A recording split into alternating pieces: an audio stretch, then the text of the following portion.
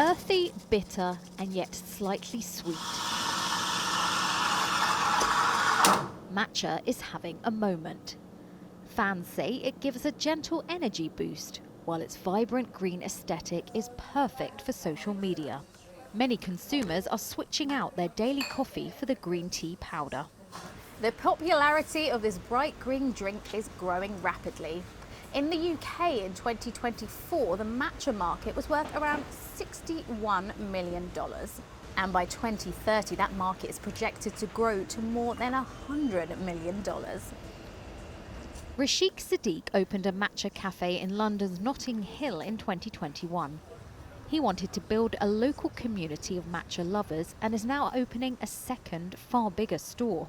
The idea of matcha being so healthy, the global shift towards a mindful, healthier consumption of just drinks that are not just energy focused, it was one of the main drivers. Matcha has been nicknamed Gen Z's favourite drink. Experts say it's an affordable luxury that also represents self-care. We've noticed the Gen Z, for instance, are no longer drinking alcohol as much. So even in the evenings we see them spend time here just sipping on matcha. I love the matcha cake and ice cream. Machado serves tea and matcha-infused bakery treats across 3 cafes in London. It was founded by Japanese tea specialist Hiromi Matsunobu. We have a lot of young generation people that they wanted to try matchas and they don't really know about Japan that much. But once they like that matchas and they feel like, oh, Japan is really interesting. They start looking at TikTok about Japan. But the increased thirst for matcha, combined with a poor harvest this year, is putting pressure on tea farmers and causing global supply shortages. And that's impacting businesses. I would say we're not very likely to increase our prices. We'll just absorb the cost, but we are feeling it. It's also making cafes become more resourceful with their supplies.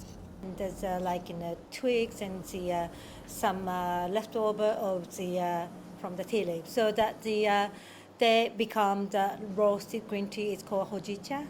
So that we start introducing that hojicha latte. In high demand on the high streets of world capitals today, where did the matcha story begin? Well, matcha is considered a Japanese product, but it actually originated in China. Its roots can be traced back to the Tang dynasty, when tea leaves were steamed and formed into bricks, making them easier to transport for trade and then ground into powder. In the Song dynasty, whisking powdered tea with hot water became popular, and in the 12th century, a monk brought green tea seeds from China to Japan. China is stepping up production to help with the booming demand.